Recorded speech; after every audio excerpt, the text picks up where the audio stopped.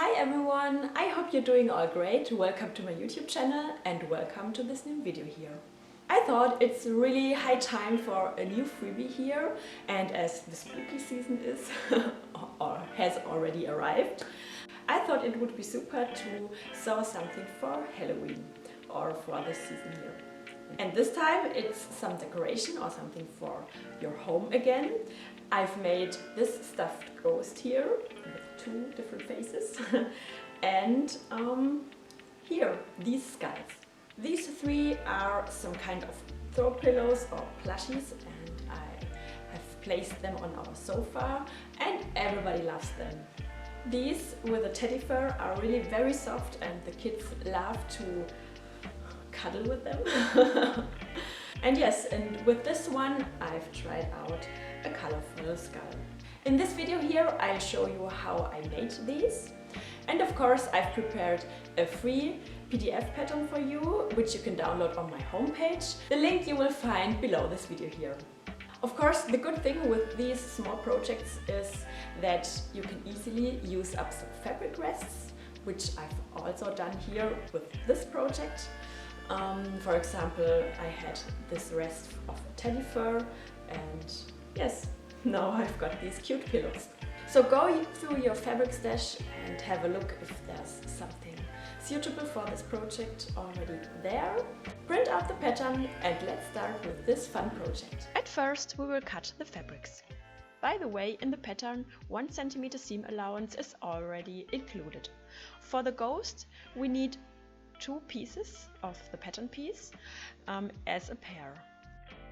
The skull we also need twice, and additionally we need a stripe of a length of 97 cm and a width of 8 cm. Next we will do the faces of our scary throw pillows. Therefore, I'm transferring the outlines of the faces onto the Flisofix or application foil onto the paper side, of course. Here you don't have to keep the original distance or position of the face parts. You can just put each form next to each other to save foil.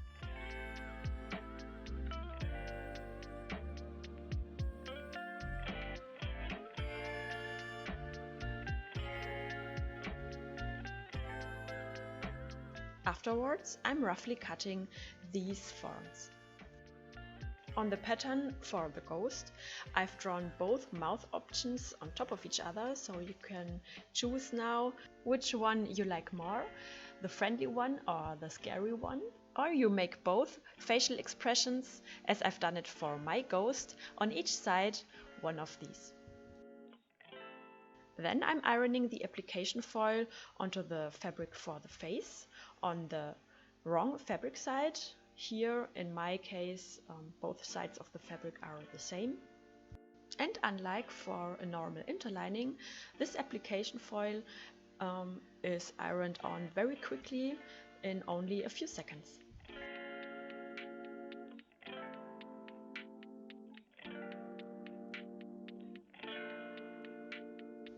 Afterwards, I can cut the forms exactly along the outlines. For this project, this is not relevant at all, but if you make an application, for example, with a writing, please make sure that your template is mirrored so that the end result, the application, will be in the correct direction. Then I'm pulling off the paper part of the application foil at the back side of our face forms. And I'm putting these on here, for example, on the ghost face. Thanks to the adhesive part of the foil, which is now on the black fabric here, in my case, I can iron on now the faces for the ghost.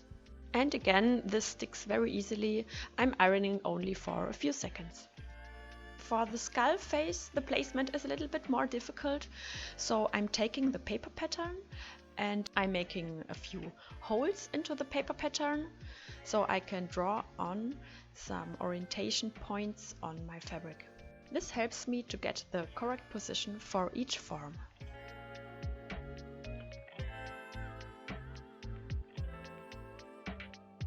To secure the edges of the application, I'll sew them on with a zigzag stitch, and here I'm making the settings for the stitching, which is a little bit narrower and with a shorter stitch length than the default setting.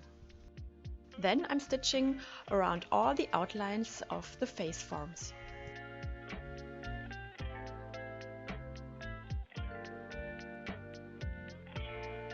In case the application fabric is a woven fabric, I really recommend doing this with a zigzag stitching. But if you've used a jersey fabric here, which usually doesn't fray, you can also use a straight stitching, like you can see it here. Now all the fabric edges are covered with a zigzag stitching and are secured. So all which is left to do here at the application is to cut off all the thread ends. Let's assemble now the different pattern pieces, and I'm starting here with a ghost. Here it's very simple, I'm just putting both pattern pieces with their right fabric sides together, and I'm securing the edges with pins.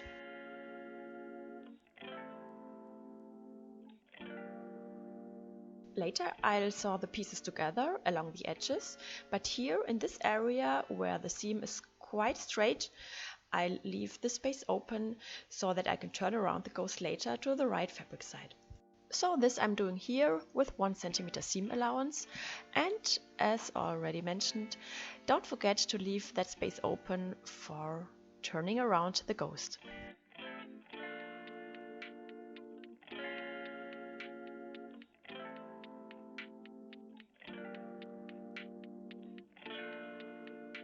Then we need to clip the seam allowance. The steeper the curve is, the more often I have to cut into the seam allowance. And I'm cutting just before the seam.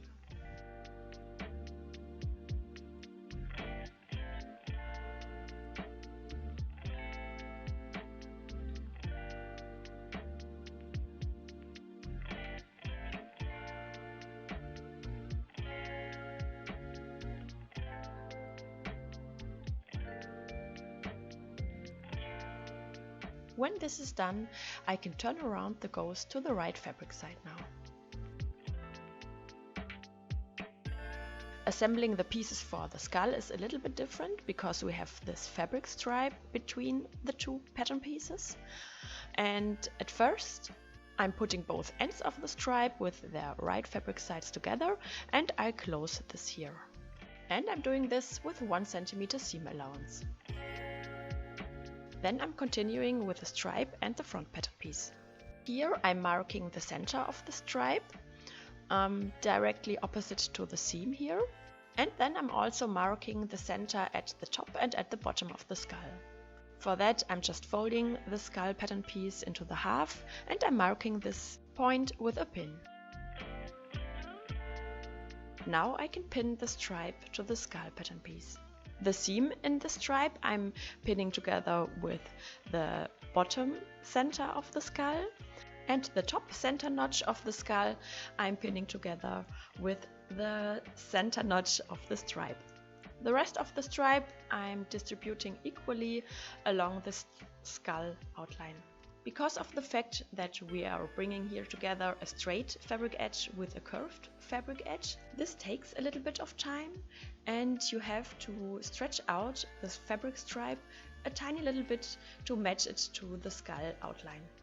Afterwards I'm sewing the pieces together all around, and as always with 1 cm seam allowance. As you can see it here, I'm sewing with the stripe pattern piece on top.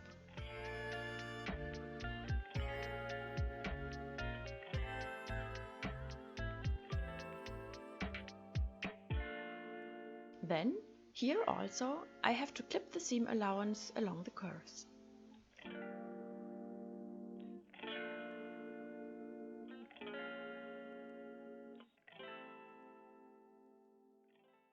Here I'm pinning now the backside pattern piece to the skull, and I'm doing this exactly in the same way as I've pinned the front pattern piece.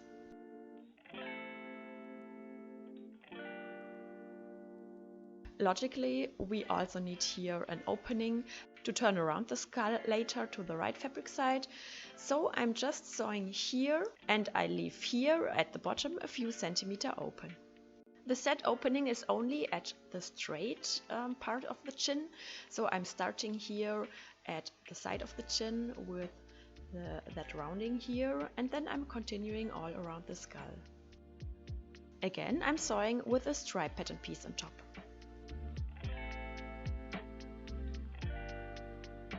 And at the other side, I'm stopping the seam after the rounding at the side of the chin.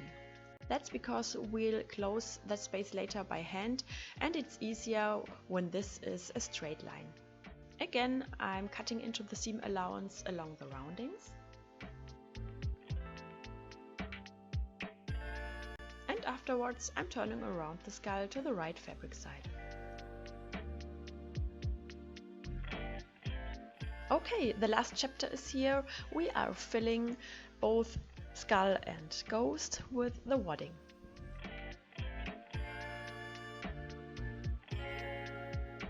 At last, I'm closing the openings. If you'd like to, you can pin them first together, but I have to admit I only found that helpful for my normal woven fabric for the colorful skull and not for this teddy fabric. Afterwards, I'm closing the open spaces with a hand stitch.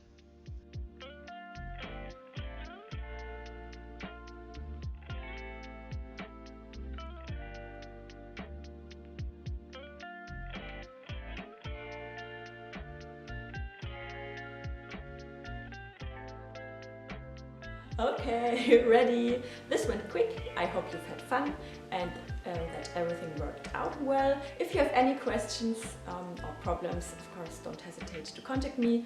You could write me an email to info@Koba.Siani.com, or you can also just leave a comment under this video here.